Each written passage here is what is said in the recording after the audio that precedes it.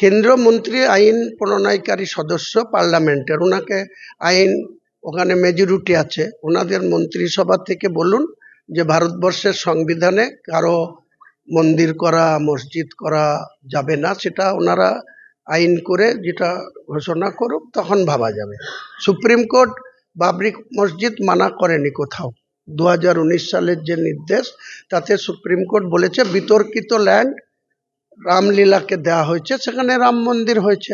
তাহলে কেউ যদি তার নিজস্ব ল্যান্ডে, আমার পুত্র সন্তান হলে আমি সাদ্দাম নাম রাখবো, না বাবর নাম রাখবো, না হুমায়ুন নাম রাখবো, না শাহজাহান রাখবো, এটা আমার বিষয়। कौन बोलने वाला है जो योगी आदित्यनाथ मुझे बोलेंगे? कौन बोलने वाला है? अर्जुन सिंह बैरकपुर पेয়েছে মুর্শিদাবাদ, এটা মুর্শিদাবাদের মাটিতে দাদাগিরি করলে পুঁতে দেবো অর্জুন সিংকে, একদম আস্ত পুঁতে দেবো।